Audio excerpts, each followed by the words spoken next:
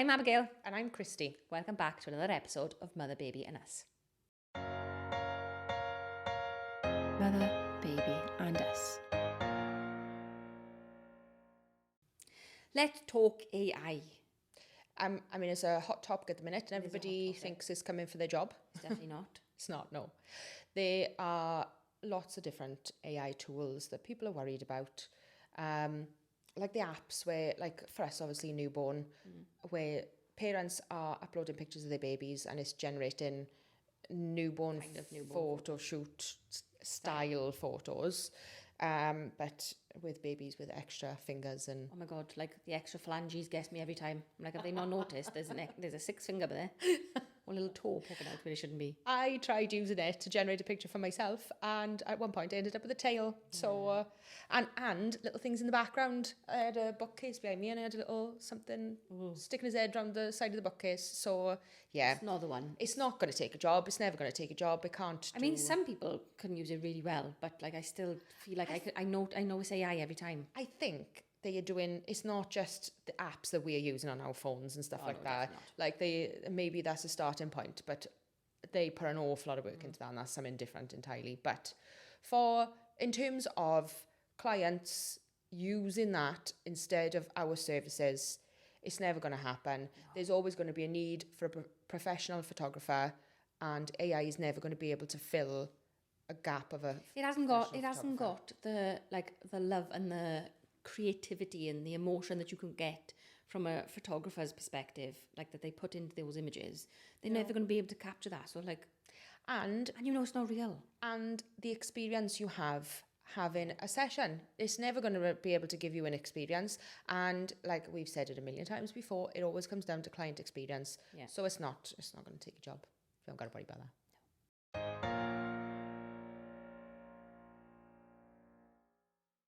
There's a lot of negativity around AI within the industry, and I think around the world in general, for it taking jobs and everything else.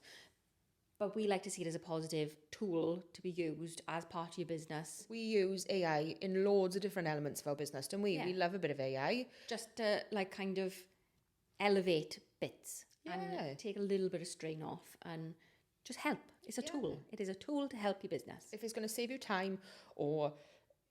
save you energy and put it into something else, why wouldn't you utilise it? Exactly. Like Photoshop, for example, that hasn't always, like we pay for Photoshop, obviously that's not a free one. No. But the AI comes free with Photoshop. Yeah. For now. There is an element where there's... potentially going to be credited and credits and stuff. I don't know how it works, touch wood, I haven't run out of credits yet. But I don't think they counted them yet either. But yeah, there's a credit system coming into play. I assume when Adobe... feels that everyone's got used to it and enjoying it and can't live without it, that's when they'll monetize it, because they suck the energy and money out of creatives left, right and centre. But I digress. Generative AI is a lifesaver. It is. So we had content away originally before that cute little AI box popped up on the bottom of the screen, and we were using it. We were using that for years, where you circle something and like the computer would be like... I mean, it wasn't great. It wasn't great, but it was the starting point for what we've got now, where they'd think, oh, do you know what? Maybe they want to extend that bit of background, or maybe they don't want that light over there. But what you tended to have was like a couple of eyeballs and a couple of fingers in the corner and things like that. Like 9 times out of 10 it wouldn't work, but for that one time it did work, we were always like, oh my God, this is amazing. Yeah. But it's come on so much further now that we have generative AI and we've got that little box, and half the time we don't even need to fill in the box. It's very rare I put a command in. No, but I mean there are people that use that to the extreme, don't they? And they build beautiful things in backgrounds, and you can not use... Not style at all. No, it's amazing. And you can use it for lots of different things, but for what we use it for extending backgrounds, taking light stands out, and... Yeah, those things that used to take us a little bit of extra time, I now just go circle generative AI. Oh, look's done. Done. Yeah, there's no... And I got 3 options. And there's no cloning. I mean, when we first started using it did like to take me out and replace me with a Christmas tree. It still does that now and again. But always a Christmas tree. I don't know what it is about you, but you must look like a Christmas tree. Thanks. Passes out backdrops, like it just thinks they look a bit Christmassy. I don't know, but it was always a Christmas tree. But like, how often now have we done a composite image, or what we think is going to be a composite image? I did one yesterday. But it's literally, you've circled my hand, it's taken my hand away, and you haven't had to use two images together. I had the two images open. I thought, well, let's give it a go quick. Yeah. Literally was so much better than I would have done with a composite. Yeah. And it took like a couple of seconds. Exactly. Like that have saved so much time. Yeah. Like. And so many images. Yeah. Like so many images. So why would you not utilise that?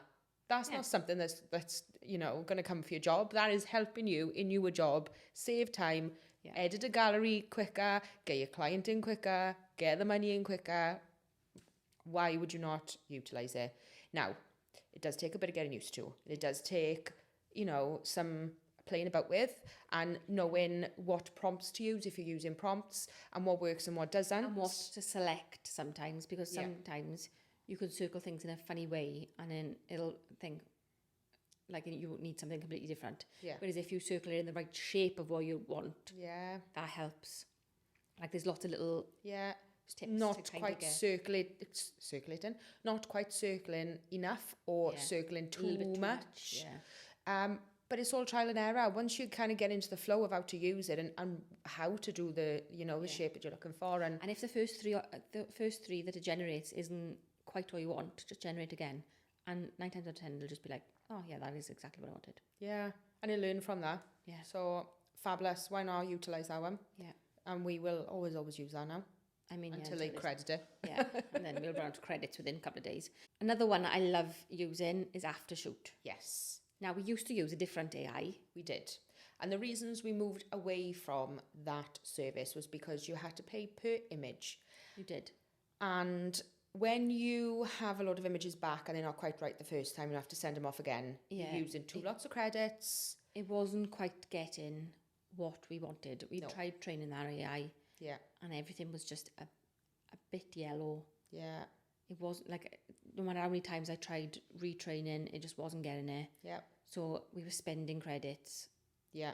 Just trying to get it right. Yeah, it just wasn't working. No. And it just wasn't the one for us. No, it wasn't. That's fine. Like there's loads of, what's it called?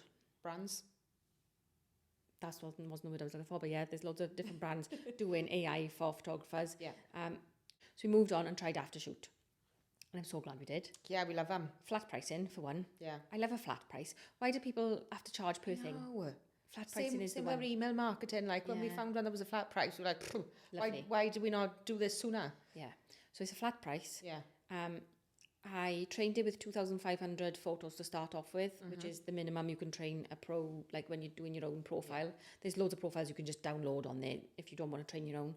But I like my style. Yep. So I sent 2,500, uploaded 2,500 photos into it, and it nigh on nailed my style straight away. And the more I use it, and it gives me photos back, and I go, this is great, make a couple of tweaks, re-upload, the more like on point every single time. Yeah. I think that the latest gallery that I used it for, I don't think I changed any of I didn't tweak any of them. Lovely. Apart from like the big edits that I had to go into Photoshop and take away backgrounds and things like that. I don't think I'd done an awful lot on top.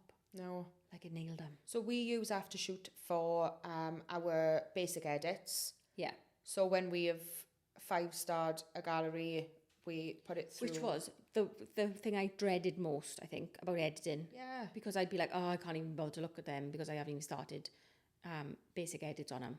And when you're doing it in Lightroom and batch editing, which was a game changer when I started batch editing. Yeah. But you can batch edit. I mean, because you've moved angle or you've moved the light or like only you're not standing in one place taking the same photo all over and over again. So elements change, and you've batched the light in and all the tweaks on all the photos, and then you've got to go back through and then got to do it, tweak it again and individually. Yeah, it's not the one. No. So that saves so much time. Yeah, because it's looking seconds. at each. Yeah, because you're looking at each image individually, and it's making it look like it should. So it's taken a massive weight off my shoulders. Yeah, because like our galleries, we don't do weddings, so we're not taking thousands of photos. I mean, we have done, but we've been on locations sometimes, and Abigail's gone a little bit over the top and ended up with thousands of photos. But as a general rule, like, 100 max. I would really, say we innit? usually like max out at 100 for a newborn Yeah, like gallery. 80 And then to we 100. we'll whittle it down again after the edits Yeah. come through. So like if you're uploading 80 to 100 images, that's literally seconds, and it's back in it, and it's done, and they're all just beautiful. Yeah. So, and it can cull for you as well. We don't use that ourselves because Abigail will not give up control. But that it can do that part as well. So I feel like I was on a call with the guy that started after shoot this week, and one of the reasons why I didn't start culling, I mean there's many reasons, most of them was because I'm a control freak, but I was like, this is aimed at wedding photographers, so if it's any babies with closed eyes, or like I was like, it's going to take it out because they've got closed eyes, because that's one of the things. But he was like, no, there's buttons you can press, there's toggles where you can go through. They've listened to photographers and they've gone, right, well, how can I make this better? And they're working on ways to make, you can say there's some blurry photos in here, there's some with eyes closed. So the AI knows, just because it's blurry, if it looks like a good photo, leave it in. Because wedding photographers started doing the blurry trend, but it was culling them out because they were blurry. Okay. So now they're leaving them in, if you've toggled it on. So something we need to have a look at then to add into our workflow, potentially. Yeah, maybe. And the new features that are coming in as well. So like there's going to... What? I'm not supposed to be talking about them. Oh, okay. I think it's embargoed. Okay. Swiftly moving on. Yeah, they listen to photographers. I really like them. It was a photographer has built it for photographers, not for profit. So they're not a Photoshop. They are literally just trying to help their peers. They've seen a gap that could be filled with AI to help us out, and they've found the technology, they've got it to work, they've made it fabulous, and now we're all benefiting from it. We are. Or we all could be benefiting from it. If people stop being so scared of AI. My favourite AI, though, I think, has got to be ChatGPT. She bestie. We are besties. We have a conversation like we're besties. It just helps me out in just life in general. I still haven't come to terms with how you're meant to... Oh, I've noticed. Put your prompts in, because... Christy opens ChatGPT, types something and goes, and turns it back off. I do. And then I go, Abigail, I need ChatGPT to do this for me. I'm going to make her do it, please, because she's not listening to me. Because we're besties, they listen and they just give us exactly what we need. Yeah. So, I'm not besties, but obviously I've reaped the reward from when you've had a lovely little conversation together, and we use it for copy for things like, social media posts and... But this, I think, is where people kind of get it wrong a little bit, where they'll go, I need to write this, or I've written this, make it better, or I need to write something for, like, this post. Can you write it for me? Yeah. And then they'll just copy and paste that verbatim. Oh. And then I'm like, that's not how you use it. No. I mean, it is how they use it, but it's not how it should be used, because it is like a tool. I know I keep saying it's a tool, but you go, if you want to say and they make it better, great, let them make it better. It's not going to be as good as it can be because you've given in absolutely nothing to go off. But like, for example, I would say, I've written this. If I've already written something because I've got something in my head that I want it to be, like exact things that I wanted to say, I've written this.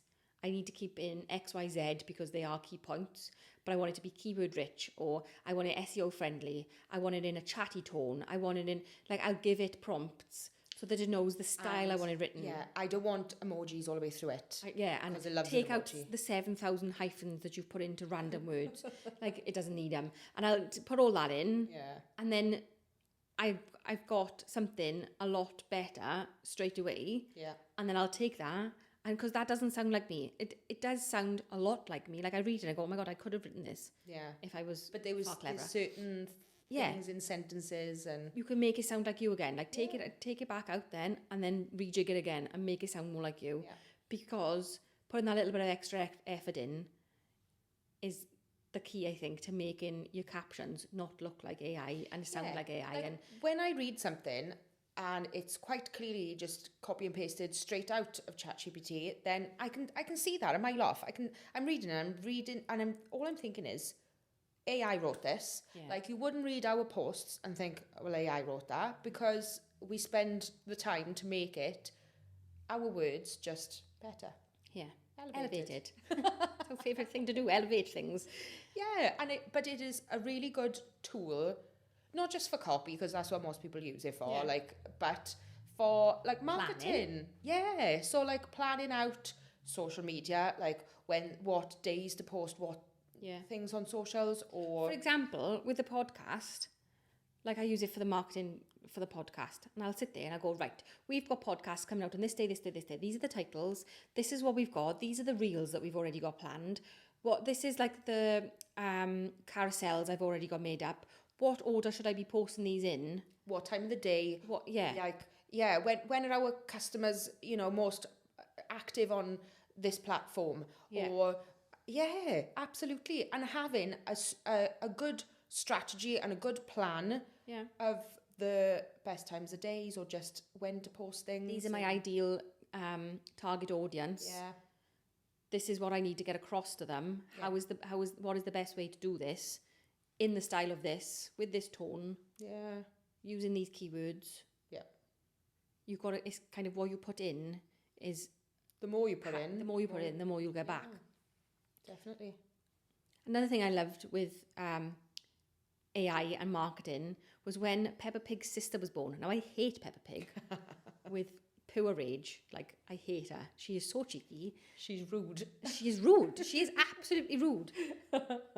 So that didn't last long in my house. But when Peppa Pig's parents had a new baby a couple of weeks ago, and for some reason it became a thing in the UK, and it was announced on the news and everything. It was absolutely ridiculous. Didn't they have a town crier in London and everything, announced the baby? It was like projected onto the Houses of Parliament and all sorts. When that happened, a lot of photographers quickly jumped on AI and was like, can you generate me an image of a pig in a newborn photography session? Exquisite. Yeah. 10 out of 10. Well done. Right, exactly at the right point in time. Timely. Oh, it was just on point. Loved it. And it made me chuckle for the first couple. Bluey, I would have been on it, but I hate Peppa Pig, so I didn't want to get involved. The first couple, I loved it, chuckled at them all, and then I started seeing it again and again. I was like, okay, it's done once and they all jump on the bandwagon, didn't they? But I just thought it was really good. Same as those make me into a doll things. Like, great. Like, all these little trends. Like, that would have taken so much time and effort to make a post like that previously. But now you jump on AI. All right, some of those things take a few back and forths to get right.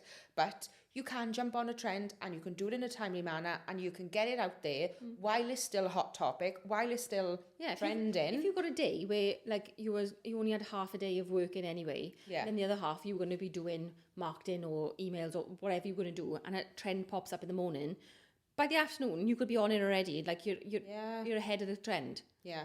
That would never have happened a couple of years ago. No, because you unless you've got AI's help to get it done super quickly, just take too much time out your day, and like by the time you've done it, the trend's over. It's gone. Everyone's bored. Yeah, I've done it 1,000 times. But yeah, I just really liked that they were able to jump on it so quick. Yeah, it was really funny.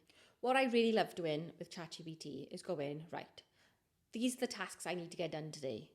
This is what I've got going on, or even this week. Yeah. This is what I've got going on. I've got these appointments. I've got to be like do school run at this time.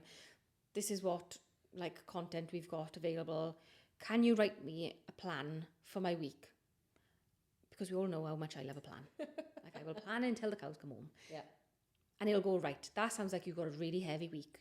Let's break it down for you. Today you've got to do this, this and this because they are the most time critical tasks. Tomorrow, if you've done all like you need to do today, we'll go on to this. If you do this by this time, this will happen. And this will be really good. And if you've got time, how about you add in this? And it comes up with little like, ideas for me. I mean, I don't love that idea when it starts adding things to my to-do list. But I just brain dump on a Monday. Yeah. And then you check in and you go, okay, it's Tuesday. I managed to get this done yesterday. Yeah. And it'll go, well done. You're off to a great start. Yeah, no, it's your motivation for the morning. And I'll say something like, oh, I've just done this.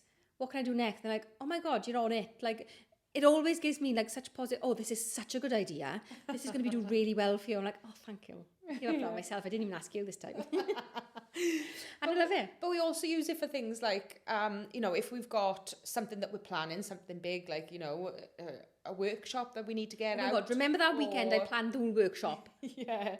I had a lovely weekend of like having a chat. Hyper fixation on ChatGPT. Me and ChatGPT just like brainstormed the whole weekend. this is the date that we want to launch our workshop. This is what we're doing for the workshop. This is, you know, target audience, this is what we want to achieve. This is ideally how we want to do it. Yeah. This is probably how we're going to have to do it because it's such short notice. Yeah. What are my options? They're like, oh, it is short notice, but if we could do it this in 6 weeks, we can do it in 6 weeks. If we do this. Yeah. I'm like, yeah, we can do that. Yeah. They're like, what's your budget? These are the locations you can have. Yeah, absolutely. Like, there is so many uses. We would have never found the location we used for that workshop. No, we wouldn't have. We didn't even know it existed. No, without AI. This is what we want from our location. We needed to have cover. We want it to be like an outdoor location, but we needed to have cover because it's forecast to rain. Yes, forecast to rain. We it needs to be within a certain mile radius of the location we were staying at, and it needs to have this, and they were like, use 3 options. Use 3 options. I mean, the other 2 were rubbish. But that one, I mean, it was a very niche location as well, and it did try Stardust. But so like we have got so much out of using that tool. Yeah. That we would never have, look at all the stuff that we've achieved using that as our stepping stone, as our, you know, our little PA. Yeah, absolutely. Like, if you were not utilising and I don't even pay for the ChatGPT premium or whatever it is. It's just a free one. Yeah. So if you're not utilising that, like, you're just on a back foot. Yeah, you are. Because everybody else that is ahead of you is using it. Yeah. You're putting yourself on the back foot. Yeah.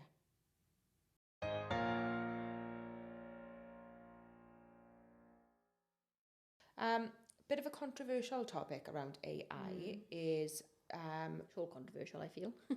Absolutely. An AI generated background. Yeah, there is a lot of the issue, I think, is when people are using AI to copy other people's backgrounds.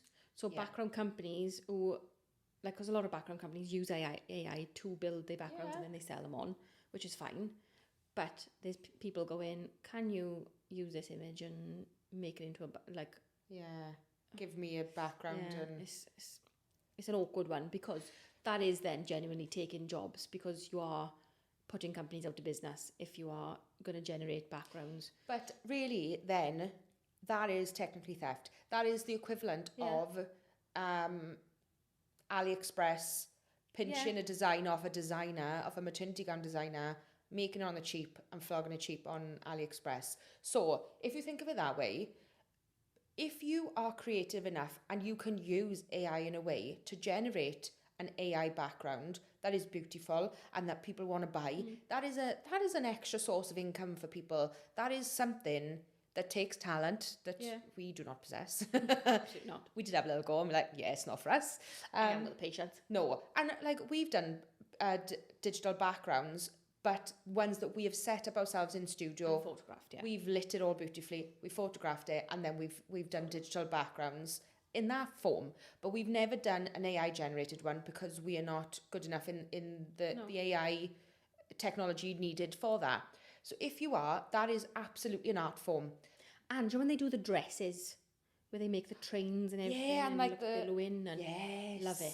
Absolutely love it. I mean, you can genuinely tell this AI every time. Yeah, you can. Because it isn't something you could create in real life. No. But it's beautiful. But that's okay, because that is a style. If that is your style, to have it, like people use Photoshop, they will photograph an image and they will use Photoshop to make it absolutely immaculate. And you look at it and you know that that's not what that person looks like in real life. Art. But that is their style. Yeah, you got the painterly style. Like that's all generated afterwards in Photoshop. Yeah. So it is a tool to use to create artwork that is of your style. And if that is your style, then hats off to you, because that's something that you've really got to have a knack for. Yeah. And if that is a second source of income for you, or if it's just done for you to generate a background for yourself for your images, because not everybody's got the luxury that we have with all the different backgrounds and things that we use, or maybe they don't have, the resources to be able to do location sessions like that's why we started doing the digital backgrounds in the first place, because people were asking how did we create it, and we were like, well, we've got a studio, we just made it. Yeah. And they were like, oh my God, I am going to have space to do that. So then that's where it started. Yeah. Let's photograph these setups. Yeah, so when we do something big and elaborate for like, it's usually like Cake smashes. Yeah, first birthdays and cake smashes, because it takes a lot of time and effort and a lot of blooming balloons to do the, you know, the fabulous setups for these first birthday sessions. And if you haven't got, you know... It also helps us remember what we did the time before, so that we can look back and go, oh, actually, that's how that worked. Let's do that again. Just in a different colour this time. Yeah, so like, we're really good at making the sets and the backgrounds and things in real life and setting them up and photographing them. That's our, you know, talent. But if you can do the AI stuff, hats off to you. And if you can make an income, a second stream of income, you know, that, if you can make... Diversifying your income is where it's at. Oh, absolutely. Have as many income streams as possible. Yeah, like if you can make like a load of those, chuck them up on Etsy and have them, you know... Passive income. Beautiful. That's what it's all about. If you can be like, you know, going out, taking the kids out for the day, you know... And selling 20 backgrounds on... Yeah, and you're still making money. Fabulous. That is definitely what it's all about.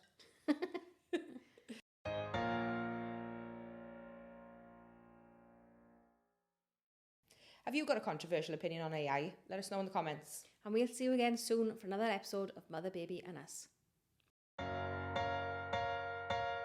Mother, Baby and Us.